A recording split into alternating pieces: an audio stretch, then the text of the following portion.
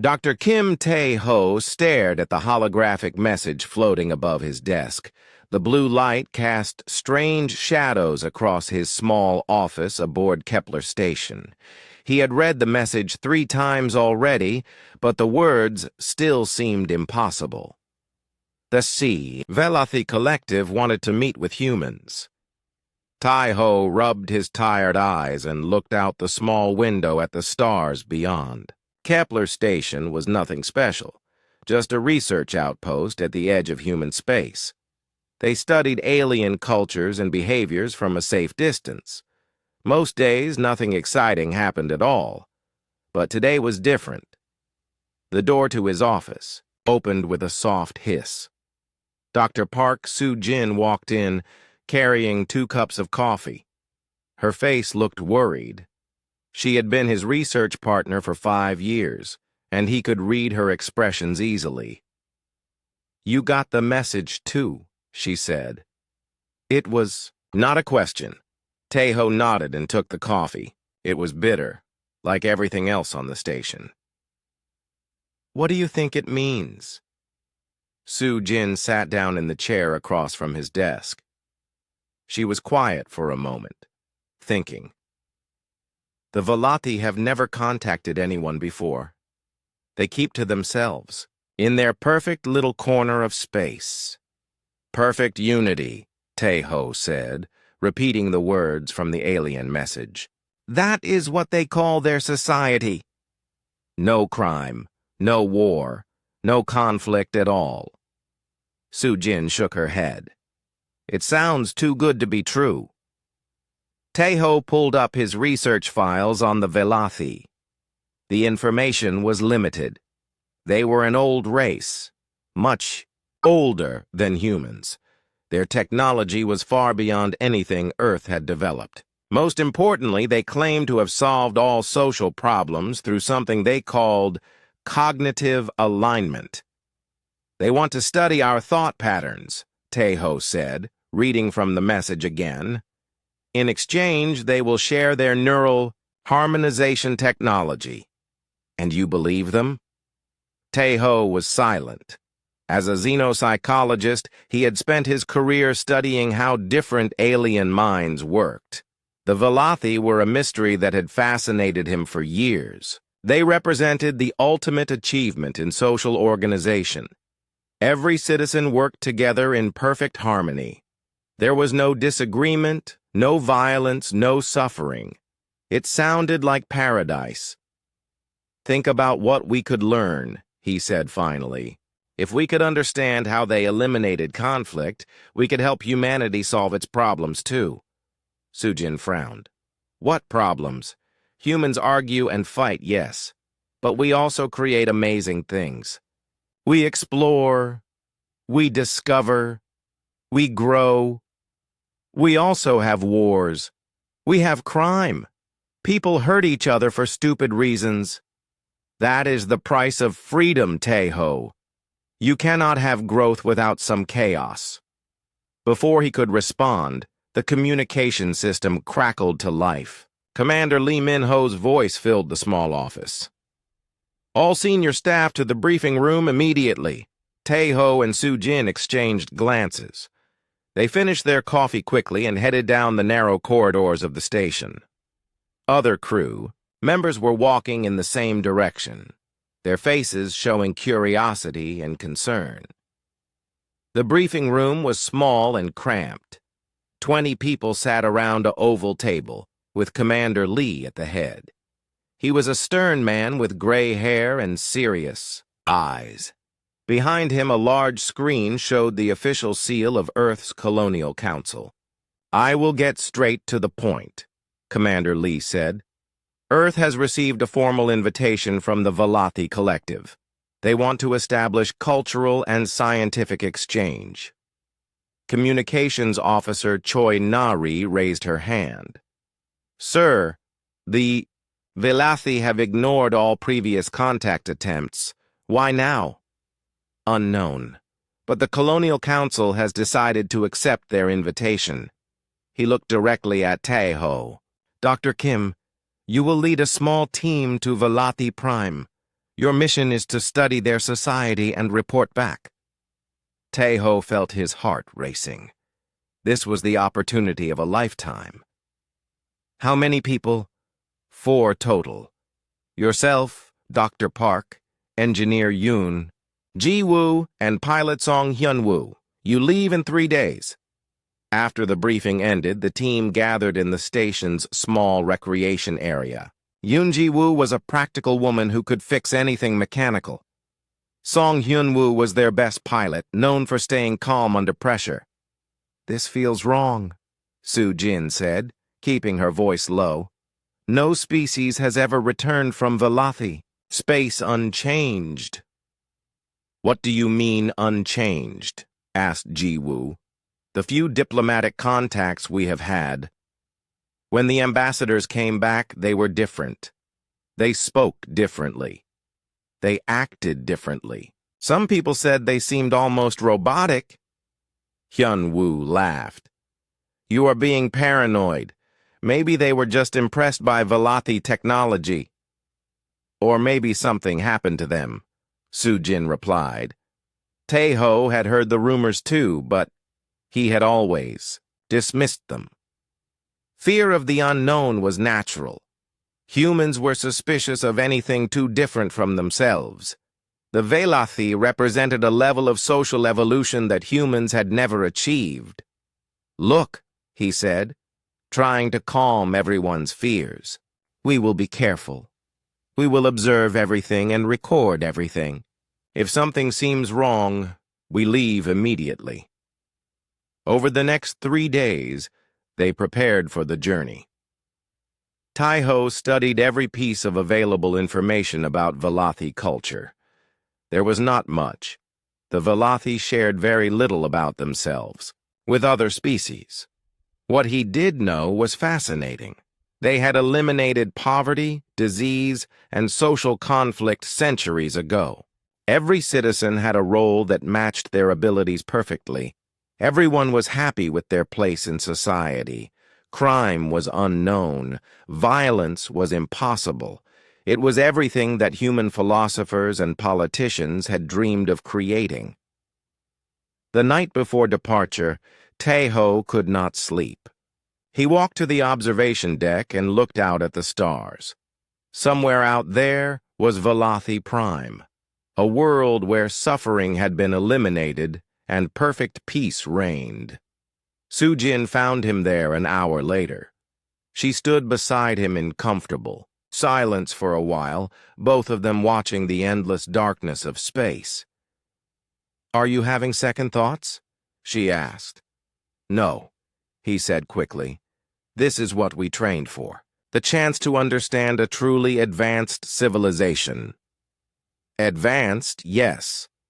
But at what cost?" Tae-ho turned to look at her. "What do you mean?" "Think about it. Perfect unity means no dissent, no disagreement, no individual thought that goes against the group."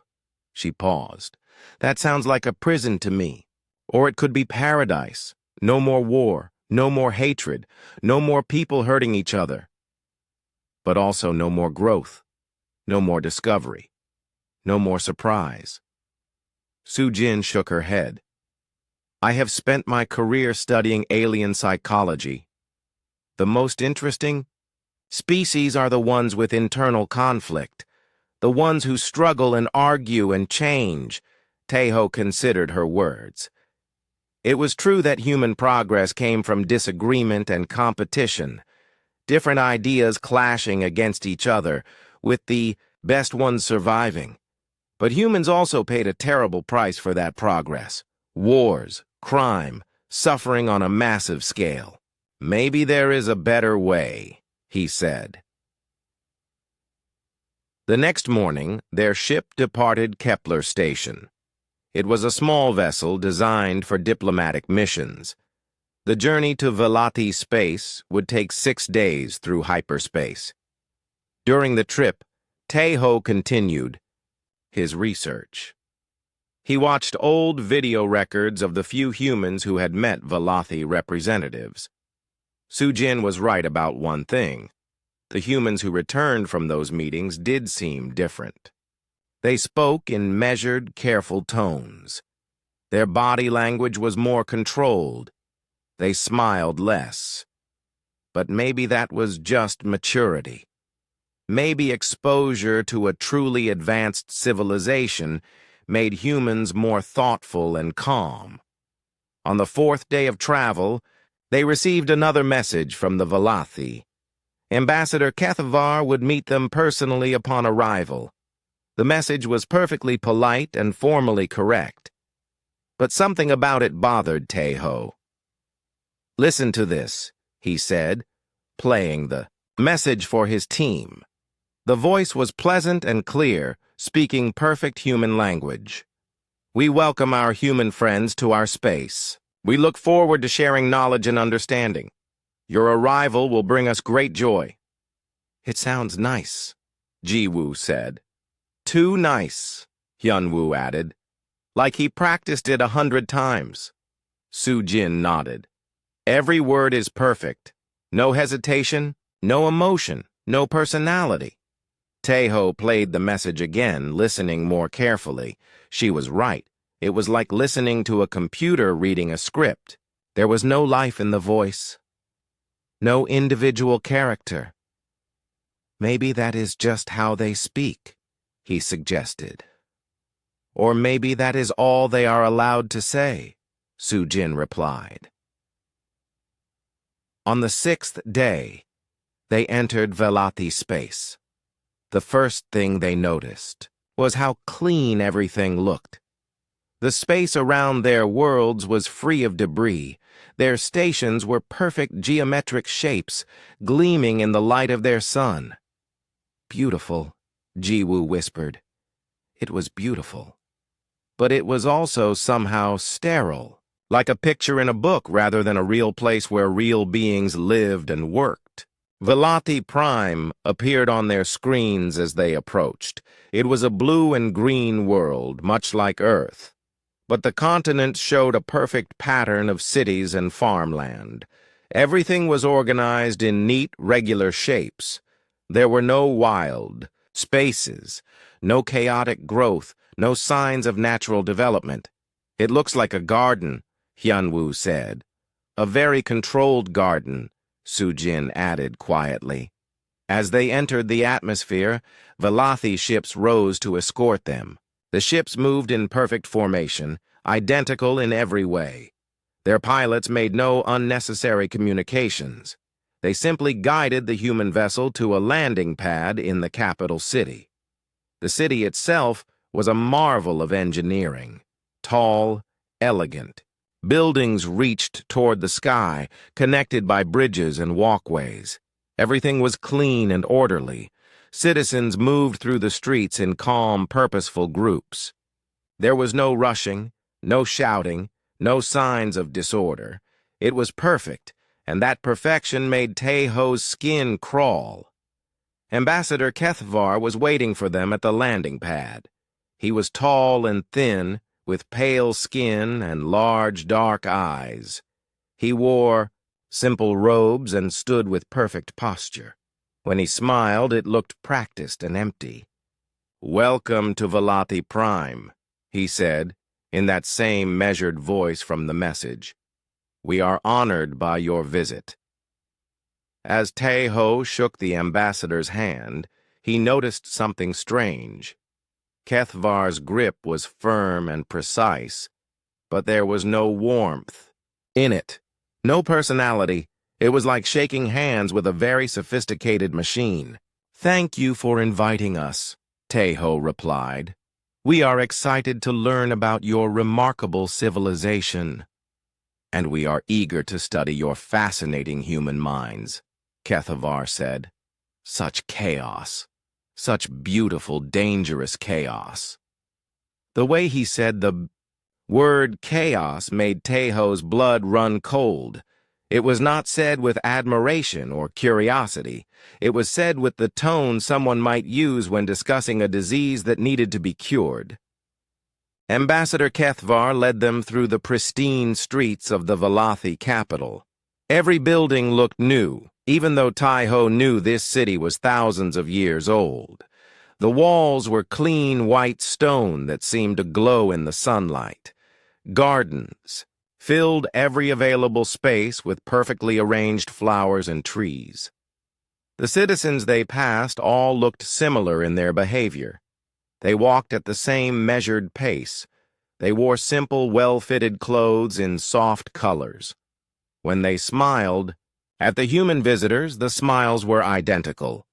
Polite, pleasant, and completely empty. "Your city is beautiful," Jiwoo said, her engineer's eye taking in the flawless construction. "Thank you," Kethvar replied. "We have eliminated all sources of disorder and ugliness. Each building serves its perfect purpose. Each citizen fulfills their ideal role." Sujin walked close to Tai-Ho and whispered, "Look at their faces. Really look." Tai-Ho studied the Velothi citizens more carefully. What he saw made his stomach tighten.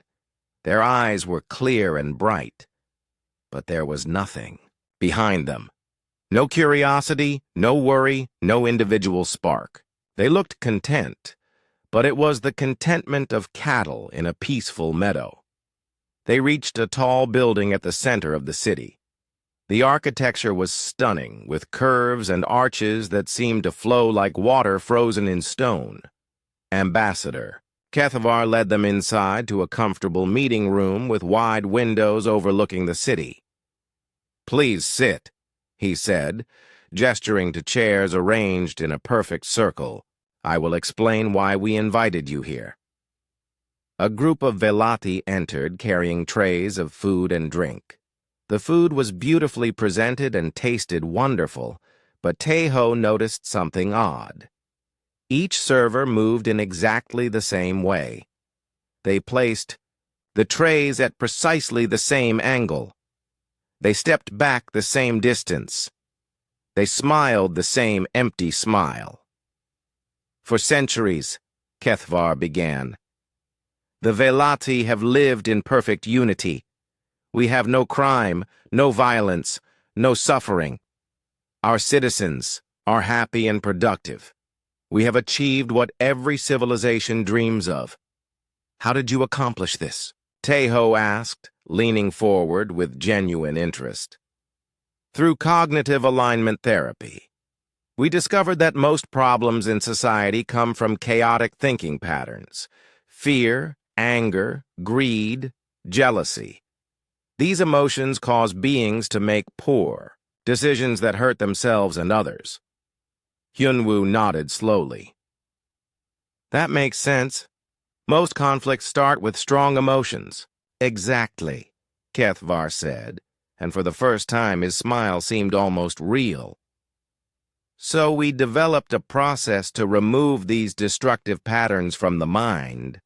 Citizens undergo voluntary treatment that eliminates harmful thoughts and impulses." "Voluntary?" Sujin asked, her voice sharp. "Of course. We do not force anyone. Citizens see the benefits of the treatment and choose it for themselves." "Who would not want to be free from anger and fear?" Tai-Ho found himself nodding. The logic was compelling. Human history was filled with wars caused by fear and hatred. If those emotions could be removed safely, would that not be worth considering? "We would like to demonstrate the process," Kethvar continued. "With your permission, we will show you our treatment facilities. You can interview citizens who have undergone cognitive alignment. You will see that they are genuinely happy. Over." The next few days, the Velothi gave them a complete tour of their society. They visited factories where workers performed their tasks with quiet efficiency. They saw schools where children learned without disruption or complaint. They toured hospitals where patients recovered in peaceful silence. Everything was perfect. And that perfection was starting to frighten Tai-Ho. The workers never laughed or joked during breaks. The children never played roughly or argued over games. The patients never complained about pain or showed fear about their treatments. Everyone was calm, polite, and productive, but they were also lifeless. "I want to interview some citizens privately," Sujin said on their third day. "Without Ambassador Kethvar present." "I am sure that can be arranged," their guide replied. It was another Velothi who looked and acted exactly like Kethvar. Even their clothes were identical. They were taken to a comfortable room where several Velothi citizens waited to speak with them. Teho began with simple questions about daily life, work satisfaction, and personal happiness. The answers were all positive. The citizens loved their jobs. They were completely satisfied with their lives. They had no complaints or worries about anything. "But what do you do for fun?" Jiwoo asked one of them, a female who worked in food production. "I find great joy in my work," the citizen replied. "Creating nutritious meals for my fellow citizens brings me deep satisfaction." "Yes. But what about hobbies? Games? Entertainment?" The citizen looked confused for a moment. "Why would I need such things? My work provides all the fulfillment I require." Hyunwoo tried a different approach. "What did you want to be when you were a child?" "I wanted to serve the collective in whatever way was most beneficial," came the immediate reply. "No, I mean, what did you dream about? Did you want to explore space or create art or discover new things?" Again, that moment of confusion. Such individual desires would be selfish and harmful to society. After the interviews, the human team gathered in their assigned quarters. The rooms were comfortable but identical, like everything else in Velothi society. "This is wrong," Sujin said immediately. "Those people are not happy. They are programmed." "You are being too harsh," Hyunwoo argued. "They seem content to me." "Content like robots are content," Jiwoo said quietly. "I asked that engineer about her favorite tools, thinking it would get her excited about her work. She just stared at me. She had no favorites, no preferences at all." Teho was struggling with his own observations. The logical part of his mind was impressed by what the Velothi had achieved. No crime, no conflict, no waste of resources on pointless arguments. It was the most efficient society he had ever seen, but the human part of him was horrified. "Tomorrow they want to show us the treatment facilities," he said. "We need to see exactly how this cognitive alignment works." That night, Teho had trouble sleeping. He kept thinking about the citizens they had interviewed. Their answers had been too perfect, too similar. It was as if they were all reading from the same script. But maybe that was the point. Maybe when you eliminated destructive emotions and thoughts, people naturally came to the same logical conclusions about life and society. The next morning, Ambassador Kethvar took them to a large, peaceful building on the outskirts of the city.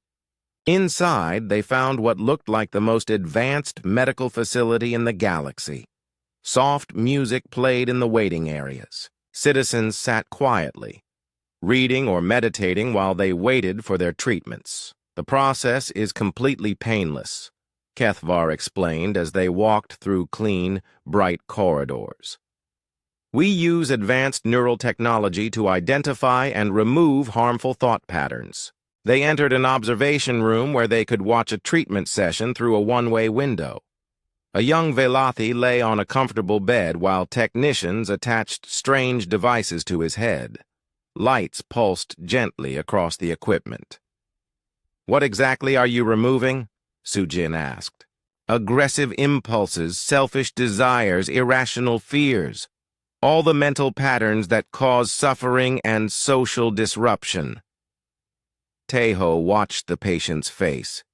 The young male looked peaceful, almost sleepy. But there was something in his eyes that bothered Teho. a look of resignation, as if the patient was giving up something important. "How do you decide what thoughts are harmful?" he asked. "Our scientists have identified the specific neural patterns associated with antisocial behavior. The computer removes only those patterns, leaving everything else intact." "But who programmed the computer?" Su Jin pressed. "Who decided what counts as antisocial?" Kethvar looked at her with that empty smile. "The collective wisdom of our society, developed over many centuries of research." After an hour, the treatment was complete. The patient sat up, looking refreshed and calm. Too calm. The reservation in his eyes was gone, replaced by the same contented emptiness they had seen in every other Velati citizen. "How do you feel?" a technician asked. "Perfect," the patient replied in that measured tone they all used. "I am grateful for this gift of harmony." That afternoon, Kethvar made an unexpected suggestion. "We believe humans could benefit greatly from cognitive alignment. Your species shows remarkable intelligence, but you are held back by emotional chaos. We would be honored to offer treatments to your team." "That is very generous," Tae-ho said carefully, "but we are here as observers only." Of course. But perhaps some basic medical examinations. We are curious about human neural patterns. The information would help us develop better treatments for your species in the future." Ji-woo and Hyun-woo seemed interested in the idea. "It could not hurt to let them scan our brains," Hyun-woo said. "Think of what we could learn." Only Su-jin objected. "We do not know enough about their technology. It could be dangerous." But she was outvoted. The next morning, Ji-woo and Hyun-woo went for their examinations. They returned an hour later, both claiming to feel excellent. But Tae-ho noticed subtle changes in their behavior. They spoke more slowly and deliberately. They smiled less. When he made a joke about the bland Velati food, they did not laugh. They just nodded politely and said the food was nutritionally optimal. That night, Su-jin grabbed Tae-ho's arm as they walked back to their quarters. "We need to leave," she whispered urgently. "Now." "Why? What is wrong?"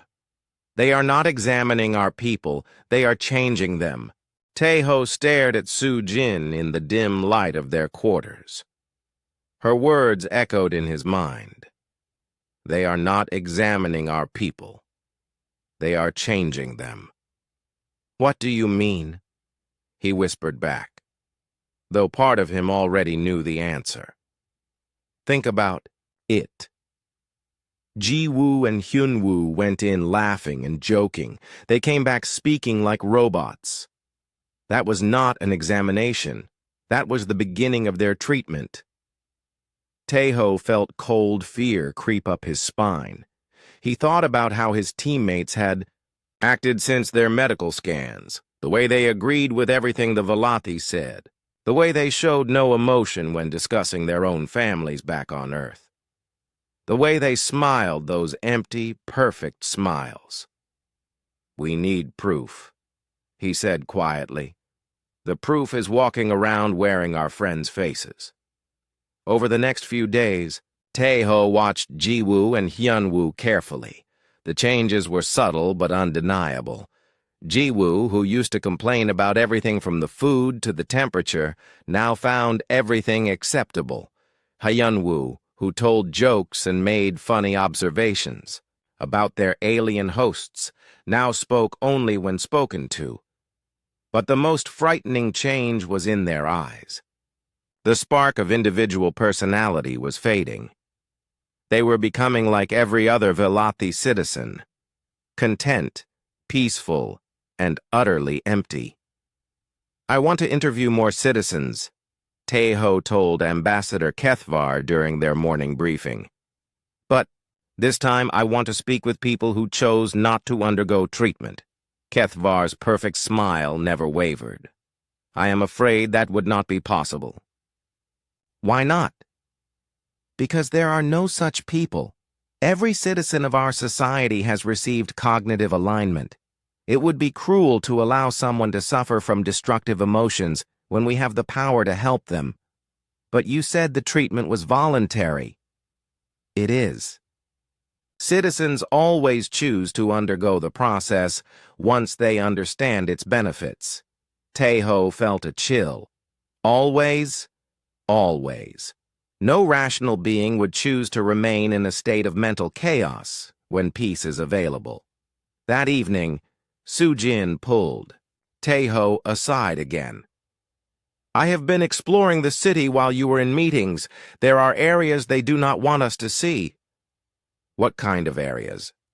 Places where the buildings are older. Places where the gardens are not so perfect. And I saw something else. She paused, looking around nervously. I saw guards. Guards? But they said they have no crime. Exactly. So why do they need guards? And why are those guards watching certain buildings very carefully? Taeho thought about this. In all their tours of the city, they had never seen any security forces. The Velothi claimed that crime was impossible in their perfect society. So why would they need guards in some areas? Show me, he said. The next morning, Sujin led him through winding streets to the older part of the city. Here, the buildings were still clean and well-maintained, but they lacked the sterile perfection of the newer areas. The gardens were slightly wild, with flowers growing in natural patterns instead of geometric designs, and there were definitely guards. They stood at key intersections, watching everything with alert eyes. Unlike other Velothi citizens, these guards moved with purpose and awareness. They tracked the movements of every person in the area. This is where they keep the ones who will not conform, Sujin whispered. As if to prove her point, they saw a group of Velothi citizens being escorted toward one of the treatment facilities. But these citizens were different from the volunteers they had seen before. These ones struggled against their escorts. Their faces showed fear and desperation. One of them, a young female, broke free from the guards and ran toward Taeho and Sujin. Her eyes were wild with panic. "Help me!" she cried in broken human language. "They want to steal my mind! They want to make me empty like the others!" Before Taeho could respond, the guards caught her. They held her gently but firmly, their faces showing no emotion at all. "Do not worry," one guard said to the humans in that same measured tone they all used. "She is sick. She will feel better after treatment." "I am not sick," the female screamed as they dragged her away. "I am alive. I can think. I can feel. Do not let them take that away." Taeho stood frozen as he watched her disappear into the treatment facility. Her words burned in his mind. "They want to steal my mind." "We have to get out of here," Sujin said urgently. "Now." But when they returned to their quarters, they found Ji-woo and Hyun-woo waiting for them with Ambassador Kethvar. "Where did you go today?" Ji-woo asked. Her voice was calm and pleasant, but there was something cold in her eyes. "We were just exploring the city," Taeho replied carefully. "The ambassador has been looking for you," Hyun-woo added. "He has a special offer." Kethvar stepped forward with his eternal smile. "We have been impressed by your dedication to learning about our society. As a reward, we would like to offer you the same gift we gave your companions." "What gift?" Sujin asked, though she already knew. "Cognitive alignment. We can free you from the burden of chaotic human emotions. You will experience the peace that your friends now enjoy." Taeho looked at Ji-woo and Hyun-woo.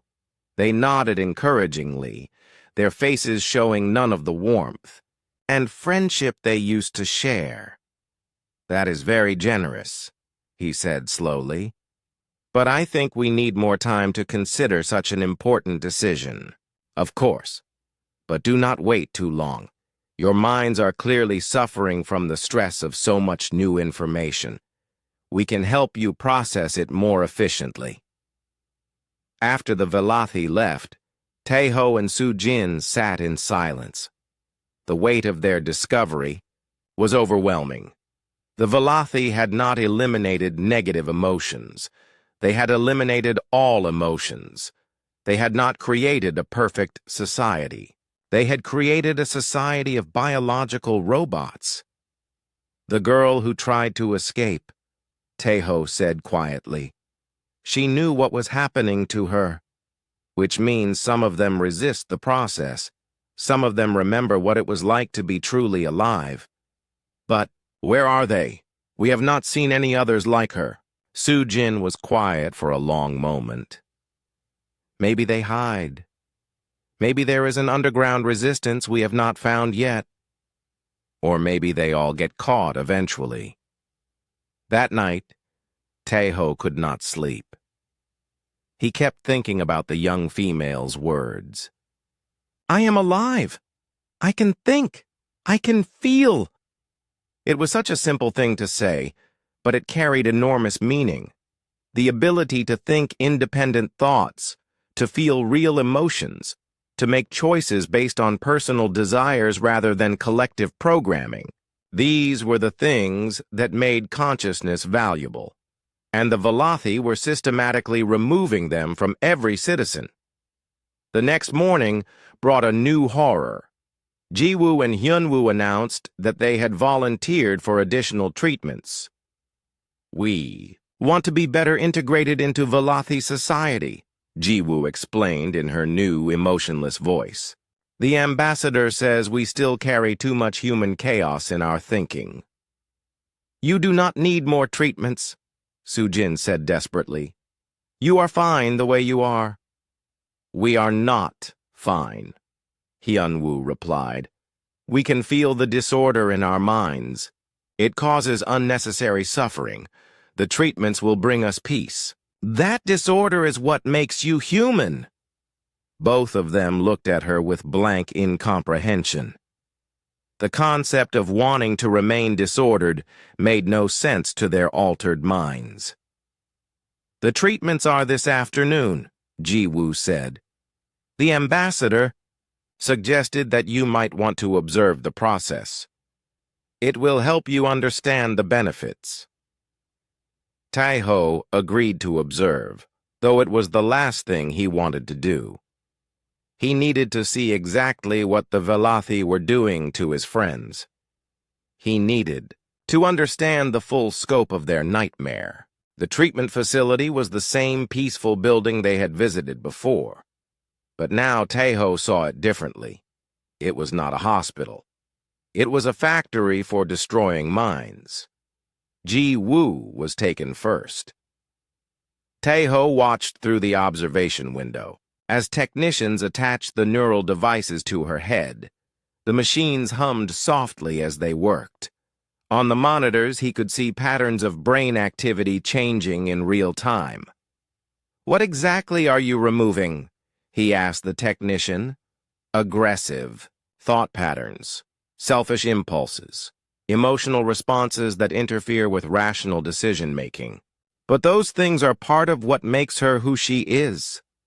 The technician looked confused. "Why would anyone want to preserve destructive mental patterns?" Taeho watched in horror as more and more of Jiwoo's individual personality was stripped away. The monitors showed her brain activity becoming simpler, more regular. The chaotic patterns that indicated creative thinking were smoothed out into neat, orderly waves. When the treatment was complete, Jiwoo sat up and smiled that horrible, empty smile they all wore. "How do you feel?" the technician asked. "Perfect," she replied. "I am grateful for this gift of harmony. It was exactly what every other patient had said. word for word. The same response, delivered in the same tone, with the same empty expression. The person who had been Engineer Yoon Ji-woo was gone. In her place sat a biological machine programmed to believe it was happy. Hyun-woo underwent the same process, an hour later with identical results. Tae-ho watched his pilot friend disappear piece by piece, replaced by another contented drone. That evening, as he sat with his transformed teammates, Tae-ho finally understood the full horror of what the Velothi had achieved. They had not solved the problems of consciousness. They had destroyed consciousness itself. "Tomorrow," Ji-woo said in her new, measured voice, "the ambassador wants to schedule your treatments. Both of you will benefit greatly from cognitive alignment. We look forward to welcoming you into perfect unity," Hyun-woo added. Tae-ho looked at Soo-jin and saw his own terror reflected in her eyes. They were alone in a society of the walking dead, and soon they would be dead too. That night, Tae-ho lay in his bed pretending to sleep. Beside him, Soo-jin did the same. They had agreed to wait until their transformed teammates were deeply asleep before attempting anything. Ji-woo and Hyun-woo now slept like everything else they did. Perfectly. No tossing or turning, no dreams that caused restless movement. Just 8 hours of efficient rest before another day of efficient productivity. When Tae-ho was sure they were unconscious, he quietly got up and moved to the window. The city spread out below them, beautiful and lifeless in the moonlight. Somewhere out there, the young female who had begged for help was probably undergoing her final treatment. Soon she would be just another empty shell walking through these perfect streets. Soo-jin joined him at the window. "We have to find a way out of here," she whispered. "How?" "Our ship is guarded. Our teammates will report any suspicious behavior, and tomorrow they expect us to volunteer for treatment. Then we run tonight." "Where?" "This whole planet is one big prison." Soo-jin was quiet for a moment, thinking. "Remember what I said about the resistance? That girl who escaped briefly, she had to come from somewhere. There have to be others like her." "Even if there are, how do we find them?" "We start by going back to that older part of the city. If anyone is hiding, that is where they would be." It was a desperate plan, but it was the only one they had. Tae-ho gathered his research notes and recording equipment. If they were going to die or be turned into robots, at least he could try to get information about the Velothi back to Earth. They slipped out of their quarters and into the empty streets. The city was eerily quiet at night. No sounds of traffic or nightlife. No people walking home late from work or entertainment. Just silence and the soft glow of street lights. As they walked toward the older district, Tae-ho noticed something strange. Some of the lights were flickering. Not the smooth, efficient lighting of the main city, but irregular patterns that seemed almost like a code. "Look," he pointed up at the lights. 3 short flashes, then 2 long ones. Soo-jin studied the pattern. "It is repeating. Someone is sending a signal." They followed the flickering lights deeper into the older section of the city. Here, the perfect maintenance was starting to break down. Weeds grew between the stones. Paint was fading on some buildings. It was still clean and orderly compared to human cities, but it had character, personality. The lights led them to a small building that looked abandoned. But when they approached the door, it opened quietly.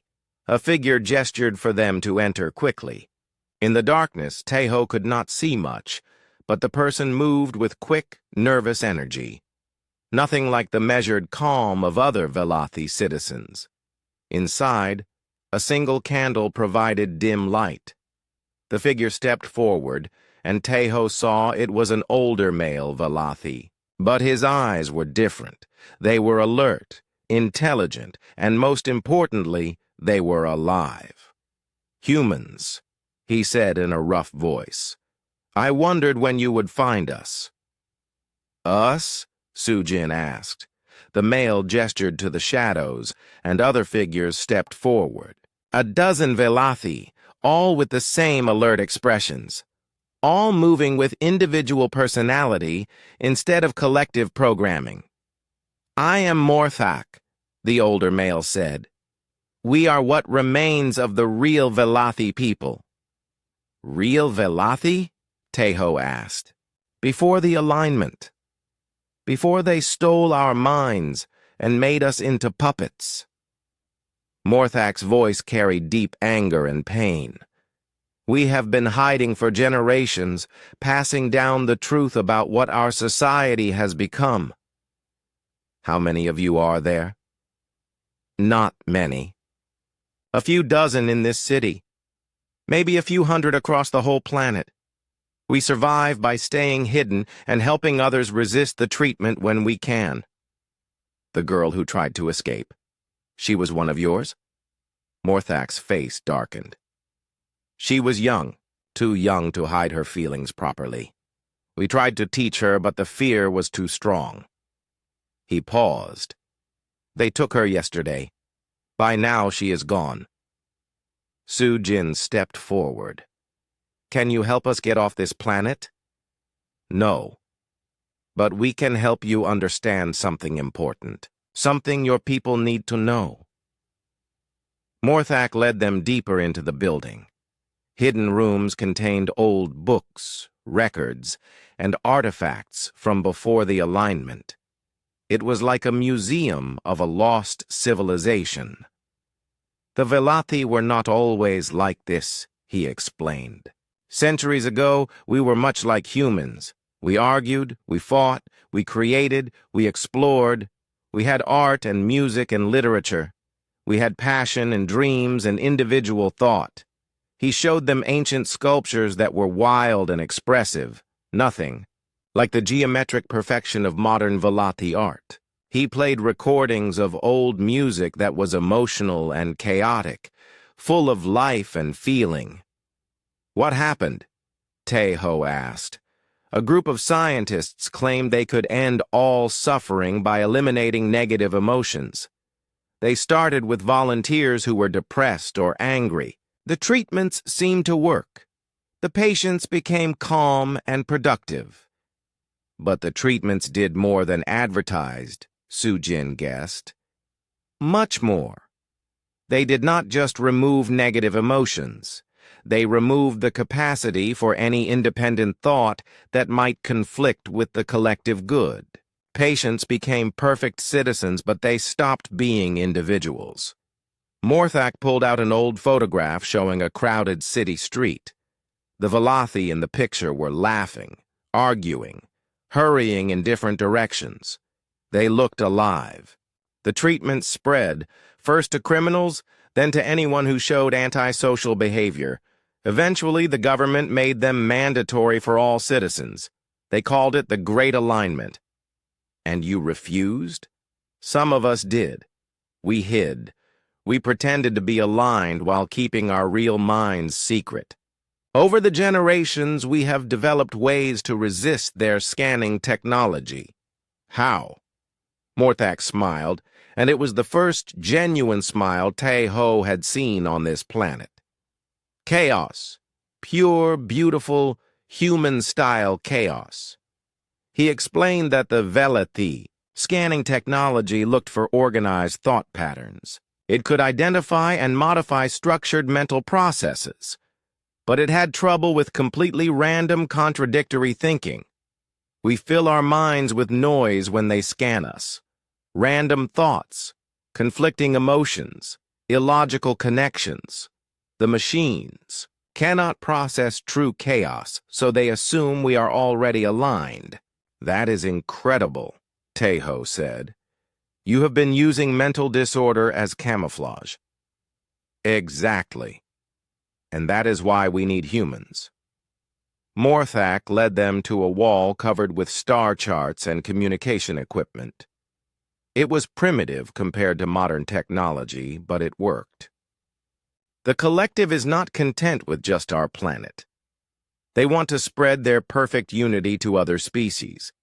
They have been studying alien psychology for decades, learning how to modify different types of minds. That is why they invited us, Sujin realized. We are test subjects. Humans are the ultimate test. Your species is famous throughout the galaxy for being impossible to control. You are stubborn, irrational, and completely unpredictable. If the collective can successfully align human minds, they can align anyone. Tejo felt sick. Earth had sent them here thinking it was a diplomatic mission. Instead, they were guinea pigs in a cosmic experiment to perfect mind control. But there is hope, Morthak continued. Human mental chaos is stronger than anything we have ever seen. Your thoughts are so random and contradictory that they might be able to overwhelm the alignment process entirely. What do you mean? We have been monitoring your brain scans from the medical examinations. Your friend who still resists, her mental patterns are unlike anything in our records. Even after partial treatment, she maintains chaotic thought processes. He was talking about Sujin. Somehow her natural human stubbornness was fighting off the Velothi programming. The others are lost, Morthak said sadly. Too much of their minds have been changed, but you two still have a chance. A chance to what? To fight back. To show the galaxy that consciousness cannot be controlled, only destroyed. And perhaps, to free our people from their beautiful prison. Over the next few hours, Morthak and the other resistance fighters taught them everything they knew about the collective's technology. They showed them weak points in the system, ways to disrupt the alignment process, and most importantly, how to use human mental chaos as a weapon. Your thoughts are like storms, one of the fighters explained. Random, powerful, impossible to predict. The collective's computers are designed for order. They cannot handle true randomness. So we think chaotic thoughts? More than that. You broadcast them. If you can get access to the main communication network, you could transmit human thought patterns across the entire planet. The shock might be enough to wake up some of the aligned citizens. It was a desperate plan, with little chance of success. But it was better than surrendering to become empty shells like Jiwoo and Hyunwoo. As dawn approached, Morthak prepared to lead them back toward the main city. Remember, you must act normal until the moment you strike.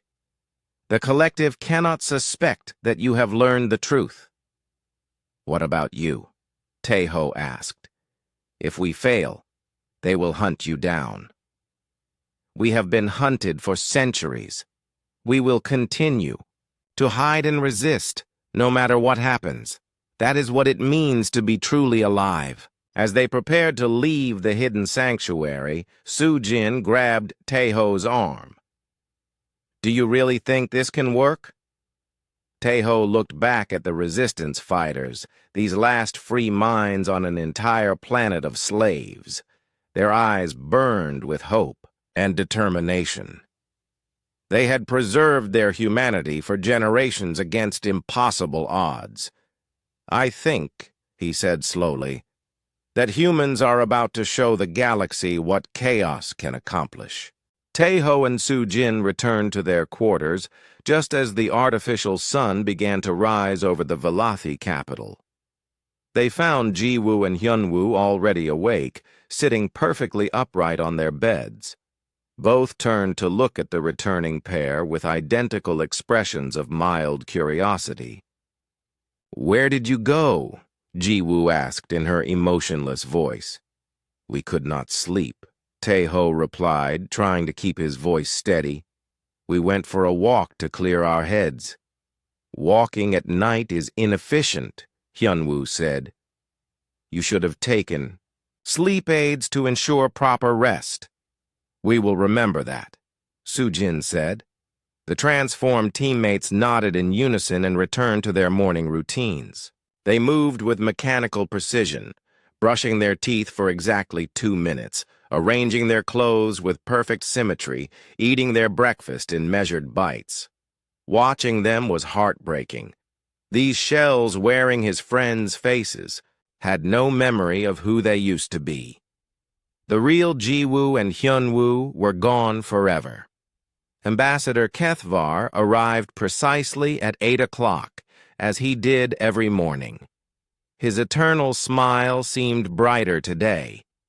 Good morning, my human friends. Today is a special day. We have scheduled your cognitive alignment treatments for this afternoon. Taeho felt his heart racing, but he forced himself to remain calm. That is wonderful.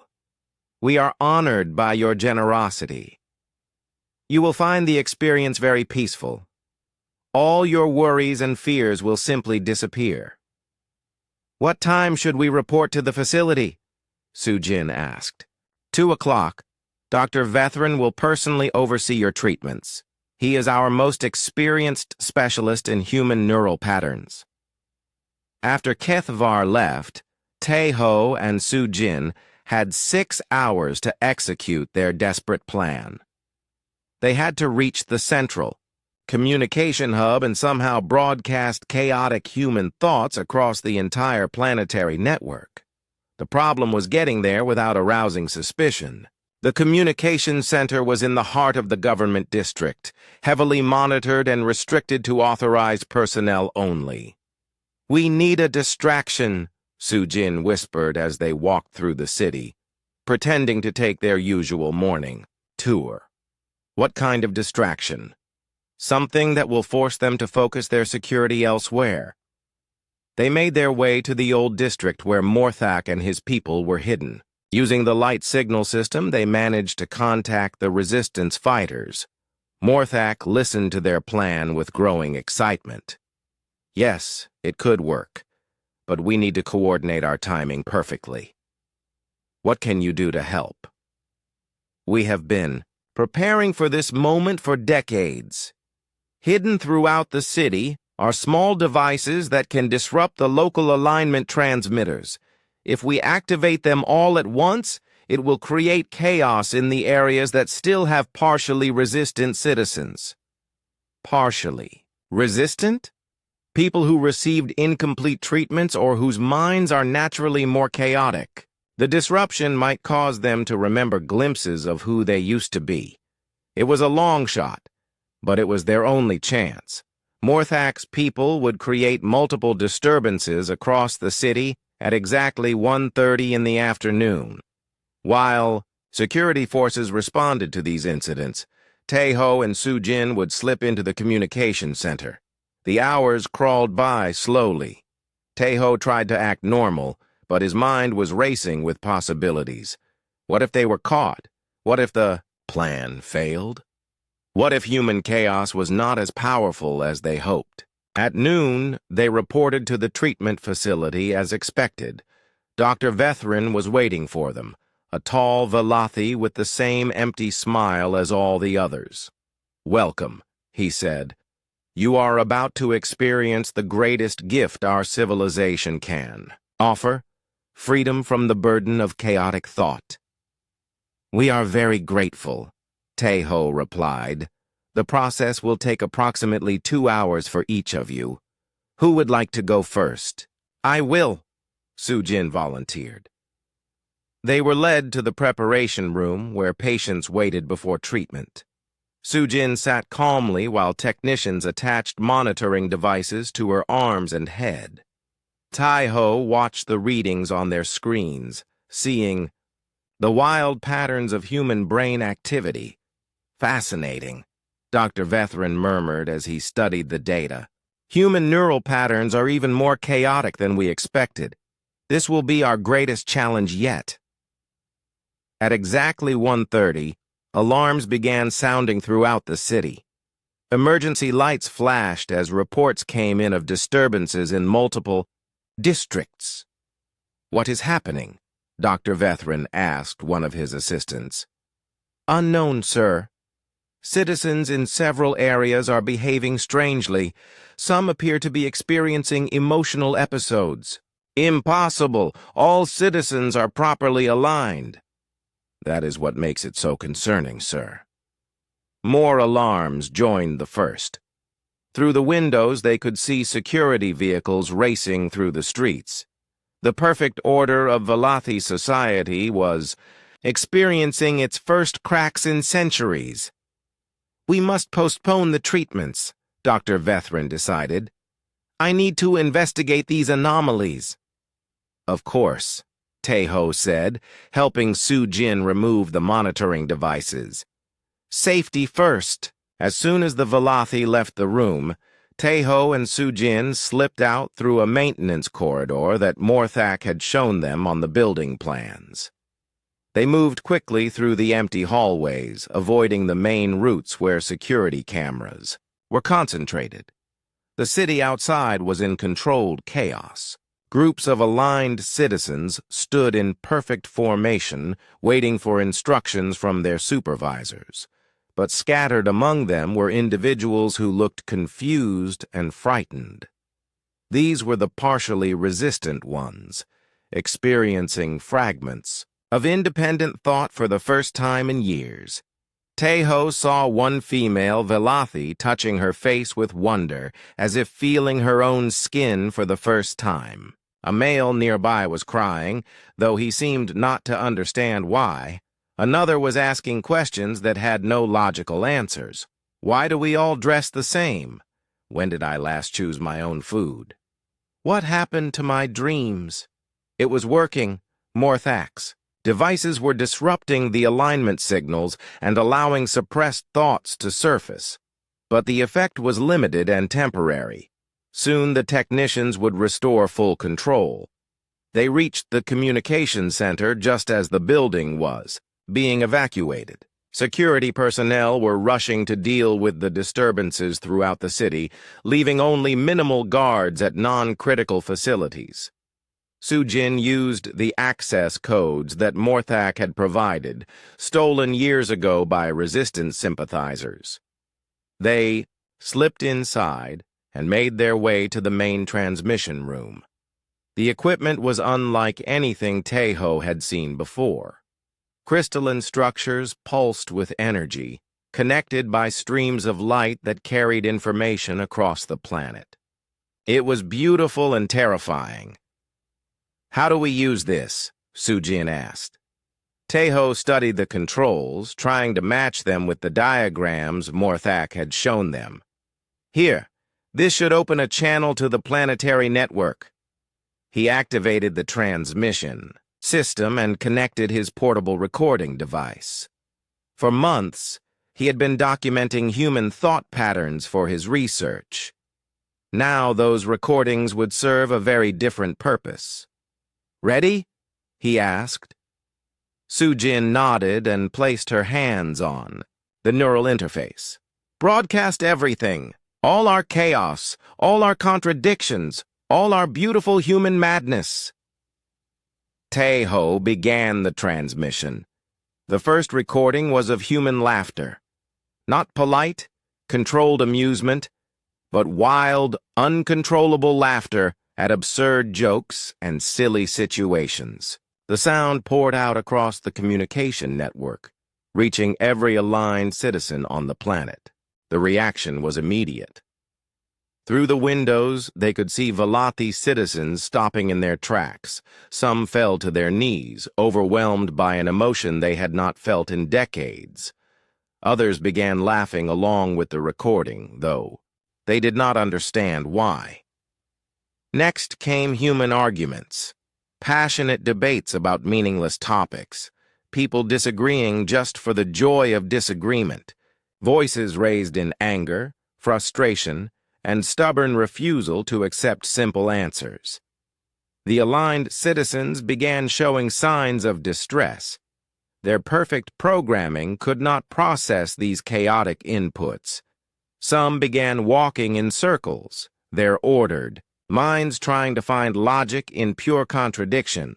Then Tae-ho played recordings of human creativity, musicians playing improvised solos full of mistakes and unexpected changes, artists describing works that served no practical purpose, writers defending stories that had no moral lessons or useful information.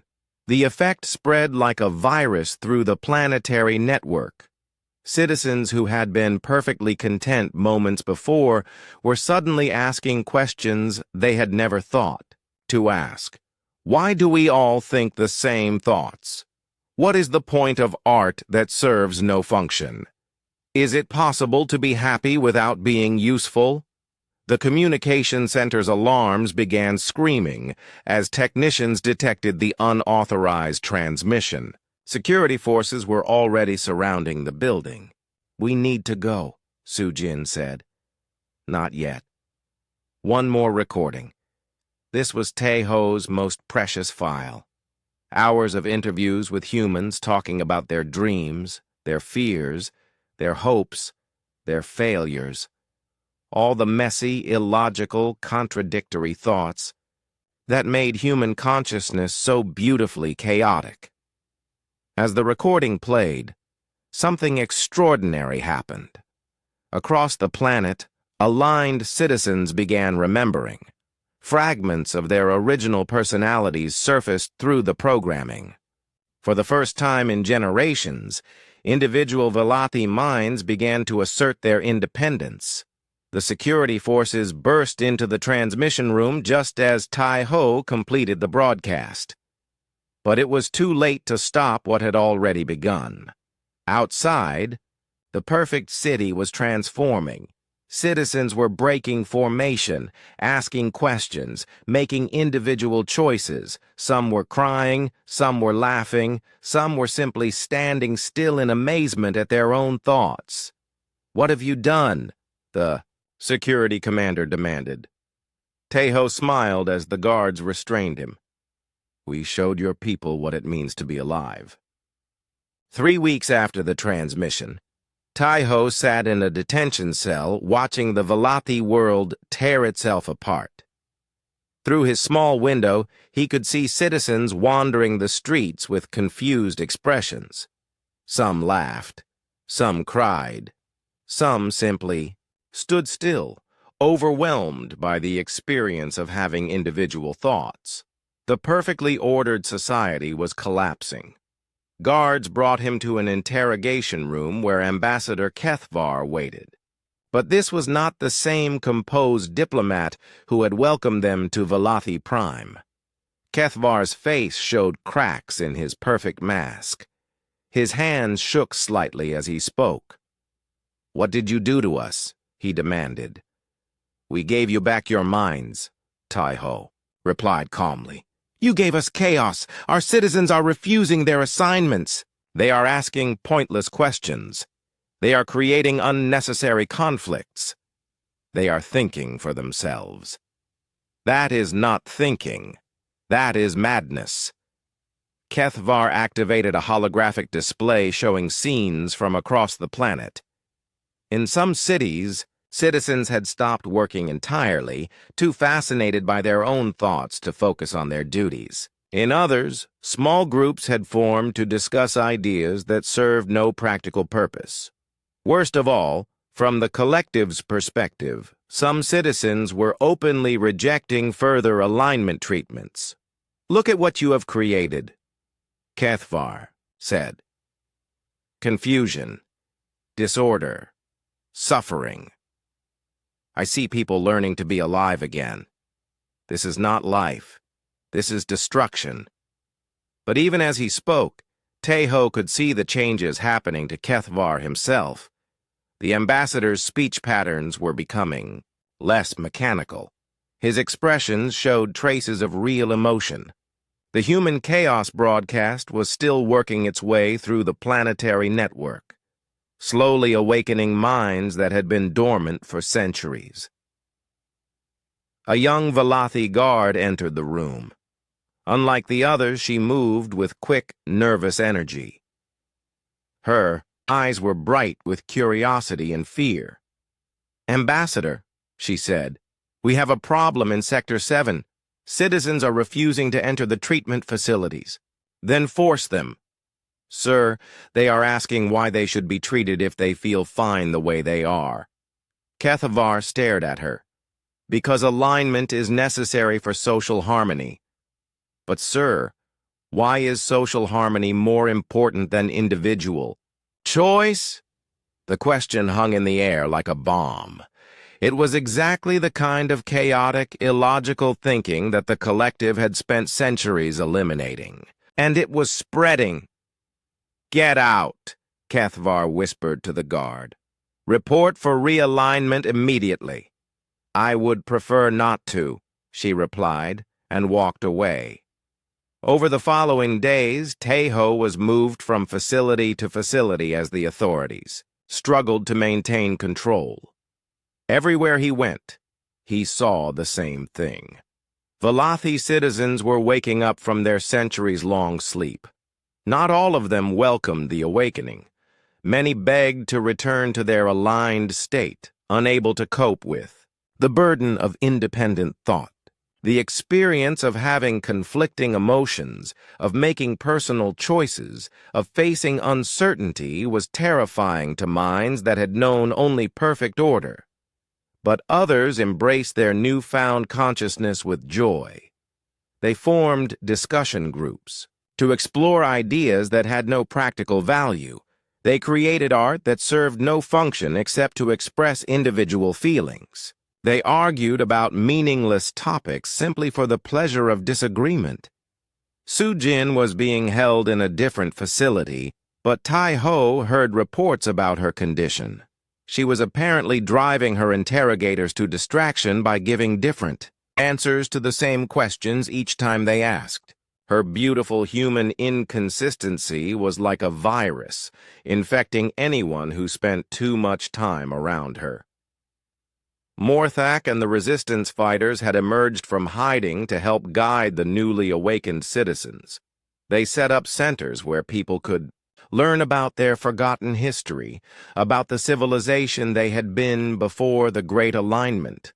The old books, music, and art that had been preserved in secret were now shared openly. Citizens who had never seen an abstract painting stood transfixed by the chaotic beauty of creative expression. Others listened to emotional music and wept for reasons they could not explain. But the most powerful awakening came from the simplest human concepts. The idea that it was acceptable to be sad sometimes, the notion that disagreement could lead to better solutions, the revolutionary thought that individual happiness might be worth some social inefficiency. Ji Woo and Hyun Woo were brought to visit Taiho in his cell. He hoped desperately that the Chaos broadcast might have reached them, might have awakened some fragment of their original personalities. But when they spoke, it was still in the same measured tones of the aligned. The changes in their brains had been too complete, too thorough. The people they had been were truly gone. "The collective has decided your fate," Ji-woo announced. "You will undergo complete neural reconstruction. All traces of chaotic thought will be removed." "We will become perfect like you?" Taeho asked sadly. "You will become optimal," Hyun-woo corrected, "free from the suffering of individual consciousness." "And if I refuse?" "Refusal is not possible. The process will proceed regardless of your preferences." They left him alone with that terrible knowledge. Tomorrow, Dr. Vethrin would destroy his mind just as thoroughly as he had destroyed his friends. The human consciousness that had started this revolution would be erased. That night, as Taeho lay on his narrow bed, he heard something unexpected. Singing. It started as a single voice somewhere in the distance. A Valathi citizen singing an old song that had been forbidden for centuries. The melody was rough and uncertain, as if the singer was remembering it from dreams. Then another voice joined in, and another. Soon, the entire city seemed to be singing, not in perfect harmony like an aligned chorus, but in the chaotic, beautiful way that free beings sing. Some voices were off-key. Some sang different verses. Some made up their own words. It was the most wonderful sound Tae-ho had ever heard. The next morning, Dr. Vethrin arrived to begin the neural reconstruction. But something was different about him. His movements were less precise. His speech was slightly more natural. "I must ask you something before we begin," he said quietly. "In your transmission, there was a recording of humans discussing the value of questions that have no answers. I find myself curious about this concept." Tae-ho smiled. "What would you like to know? Why would anyone pursue knowledge that has no practical application? Why spend time thinking about ideas that do not improve efficiency or productivity? Because the journey of thinking is more important than the destination. Because asking questions is part of what makes consciousness beautiful. But surely this leads to chaos and confusion. Yes, wonderful, creative, life-giving chaos." Dr. Vethrin was quiet for a long time. "I have been experiencing unusual thoughts since your broadcast, thoughts that serve no logical purpose. Tell me about them. I find myself wondering what the sky looked like before we modified the weather systems. I imagine colors that do not exist. I think about conversations I might have with people I have never met." He paused. "These thoughts are inefficient, but they are pleasant. Those thoughts are you, Doctor. Your real self, awakening after centuries of sleep." The treatment room door burst open. Morthak entered with a group of newly awakened Valathi. Some were security guards, others were government officials. All had chosen to embrace their chaotic consciousness rather than return to alignment. "Dr. Vethrin," Morthak said, "you have a choice. You can continue serving the collective, or you can help us build something better." The doctor looked at his neural reconstruction equipment, then at Tae-ho, then at the group of free Valathi. For the first time in his life, he was making a decision based on personal preference rather than programmed duty. "I choose freedom," he said quietly. The revolution spread across the planet like wildfire. Not everyone chose independence. Many citizens, unable to handle the complexity of free thought, voluntarily returned for realignment. The collective allowed this, recognizing that forced consciousness was as impossible as forced unconsciousness, but enough chose freedom to change everything. The perfect cities began to show signs of individual expression. Citizens painted murals on walls, planted wild gardens, built structures that served no purpose except to be beautiful. Some areas remained aligned, their citizens choosing predictable peace over chaotic growth. Other regions became centers of creativity and exploration, their people rediscovering the joy of individual thought. Tae-ho and Su-jin were eventually released and given a ship to return to human space. Before they left, Morthak came to see them off. "We cannot thank you enough," the resistance leader said.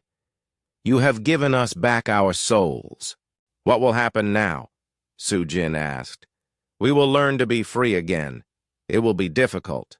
Many of us have forgotten how to handle disagreement, how to make personal choices, how to live with uncertainty. But we will learn. And the collective? They still control much of our space.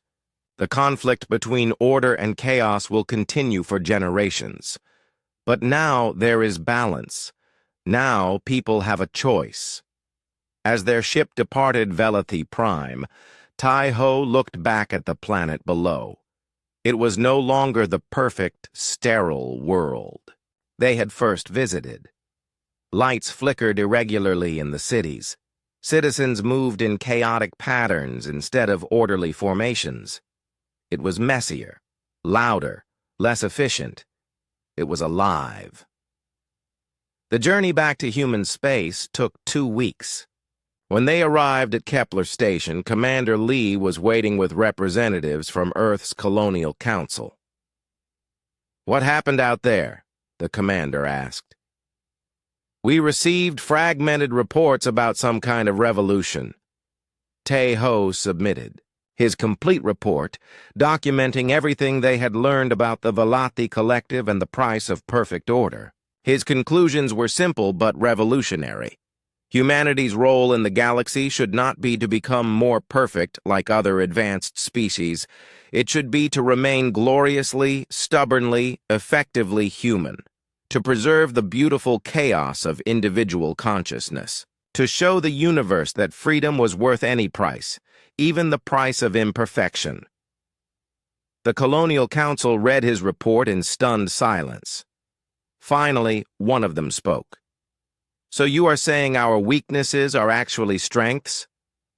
"I am saying our. Humanity is our greatest gift to the galaxy.